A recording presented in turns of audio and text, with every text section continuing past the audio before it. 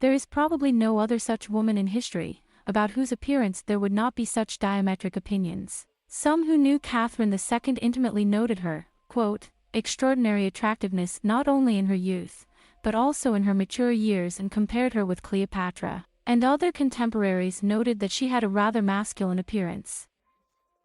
She did not consider herself a beauty, but in order to become one, she did a lot of work on herself and was proud that she knew how to please and easily conquered men. How the short empress managed to seem very tall to everyone around her. Spoiler, it's not about heels, and why her eyes are blue according to some memories, and brown according to others. And this is in an era when there were no lenses yet. How did Ekaterina get used to hiding her excess weight? Did she really make unisex natural cosmetics fashionable? And most importantly, how she achieved the fact that only a few noticed that her appearance was far from ideal. The future Catherine the Great, Princess Sophia Augusta Frederica, came to Russia when she was only 14. She was an ambitious, determined girl, and most importantly smart. She was aware that men liked her, and she herself was not indifferent to their beauty. I quote, "I liked it from the first time and did not use any art and embellishments for this." At the same time, she was not a beauty, but she was smart and managed to turn even her shortcomings into dignity. This is probably the strangest of all Catherine's traits. Many who knew or saw her noted her tall stature, which allowed her to literally tower above the crowd.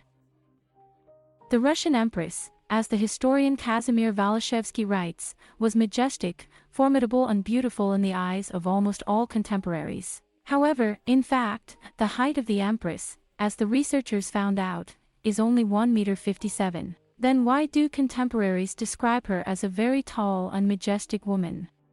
It's not about servility at all. So, the Englishman Samuel Richardson, mind you, not a courtier or even a subject of Catherine, wrote that the Russian Empress is above average height, proportionally and gracefully built, although inclined to fullness. But the artist Vishili Bren, who the Empress refused to pose for a portrait, wrote that she thought that Catherine was huge, but she turned out to be small. They say that during the parades, Catherine II looked much taller. What is the secret? It's not about high heels at all. She wore them, of course, but during the reign of Catherine II, the heels became lower and lower, and by the end they disappeared completely. In fact, the secret is in the regal posture and in the fact that Catherine the Great tried to keep her head as high as possible. Since childhood, she has not slouched and always stretched her neck. Thanks to this, she really visually seemed taller than she is. Take it into service. An important role in the impression that the Empress made was played by her ability to behave truly regally, and most importantly, that she was really an extraordinary person, because it was with her that Russia finally became one of the great world powers. Lord Buckinghamshire wrote, "Her eyes are blue, and their vivacity is softened by the languor of her gaze, in which there is a lot of sensitivity, but there is no lethargy." Some courtiers assured that they were blue, others no less vehemently assured that they were curry, others even that they were grey. It is also not clear on her numerous lifetime portraits. There were no lenses at that time, and the secret of how she achieved such an amazing effect, alas, is not known. However, there is a version that the right shades of outfits helped her to change the color of her eyes in this way. However, there is another version. The historian from France Claude Rollier, in his book Russia of the 18th Century Through the Eyes of Foreigners, wrote that the eyes of the Empress were bright brown with bluish reflections. Here is such an unusual shade. Catherine the Great was not particularly fond of alcohol, although she allowed herself a glass of wine at lunch. But she was a passionate smoker. Husband Peter III tried to forbid her to smoke and fight her, of course, a bad habit, but to no avail. Courtiers treated her imperceptibly with tobacco, slipping it into her snuff box. Later, when Catherine overthrew her husband and began to rule herself, tobacco of her favorite variety would be grown in the greenhouses of Tsarskoye Selo. While all lovers of strong coffee will be pleased to know that Catherine the Great was a passionate coffee lover. Every morning she drank 5 cups of coffee, but so strong that when one day her state secretary took a sip, it was barely pumped out.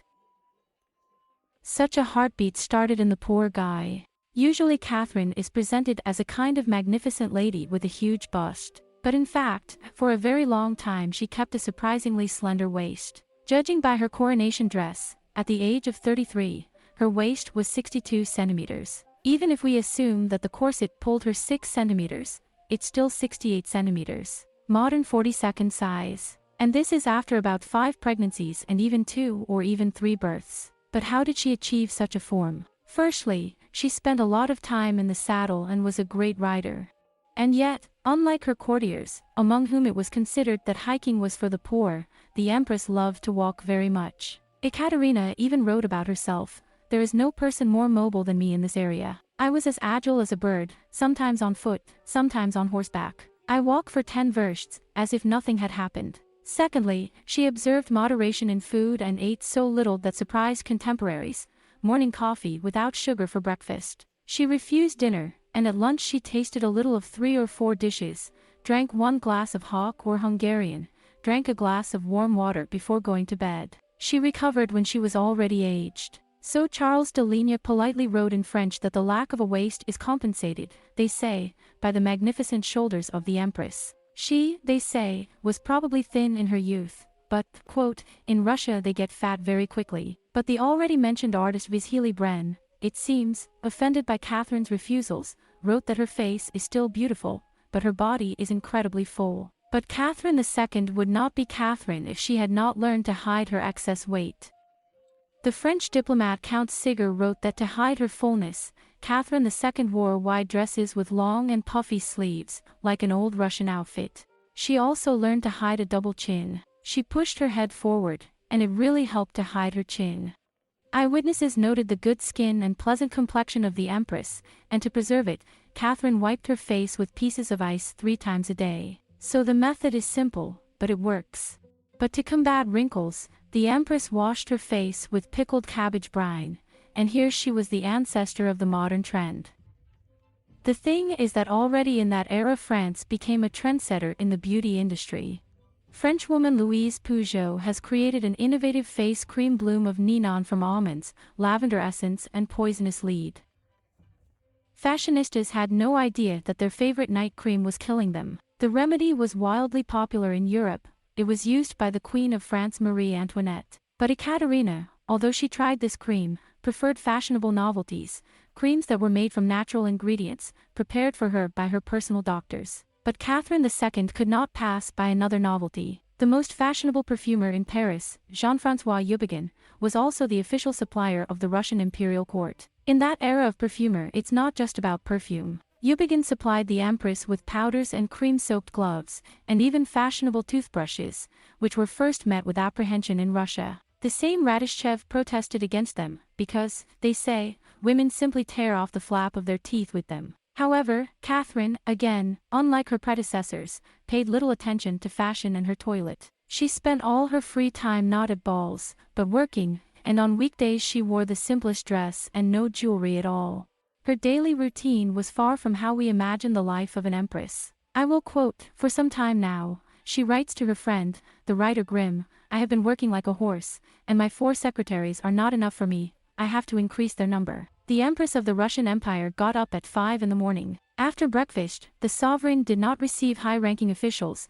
Her working day ended at 4 o'clock. It was time to rest. She went to bed at 10 or 11 o'clock in the evening. The most surprising thing is that contemporaries disagreed whether the face of Catherine II was feminine. Frenchman Claude Relier noted the double chin, the aquiline nose of the Empress, the long neck and the strongly protruding face. Not a very feminine description. The same similar picture was complemented by a very large forehead, which could not be overlooked. According to the Frenchman Delaine, this majestic forehead was softened by a pleasant look and a smile, but the memoirist added, "That forehead gives her away." The artist Vasily Bren also noticed that the Empress has a wide and very high forehead, on which, they say, lies the seal of genius. Many contemporaries of Catherine found that her facial features were too rough, masculine. The Englishman Richardson noted in his memoirs that her face is correct and pleasant, but the general impression is that it is impossible to say unequivocally whether this face is masculine or quite feminine. I must say that the Empress turned this masculinity in her appearance into a highlight. She also began to emphasize it, introduced a completely new trend into fashion, unisex. The Empress wore a man's uniform, and after her many noblewomen also fell in love with a man's suit. When Ekaterina recovered, the uniform was replaced by a Russian dress with long sleeves and uniform elements. Foreign ambassadors were also fascinated by the new trend, and soon Russian dresses began to appear on the covers of French magazines. By the way, she was also the first Russophile on the Russian throne. She was the first to put on a kokoshnik, which was banned by Peter.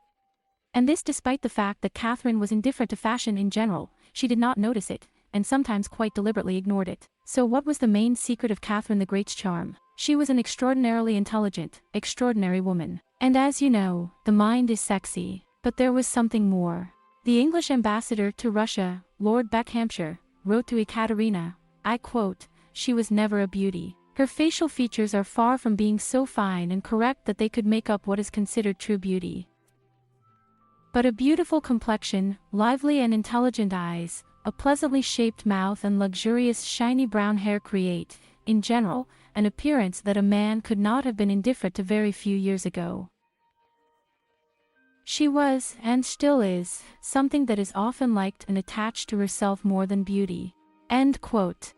The thing is that according to numerous reviews of contemporaries, Catherine II was an open, and most importantly, a sincere person, which greatly impressed the psychological makeup of the Russian person. They talk about being friendly and easy to communicate with everyone, including the servants. No one has ever heard a rude word from her. She treated everyone with kindness. And another important feature is indicated by the already mentioned French diplomat Ségur. She never left the person to whom she nurtured friendship.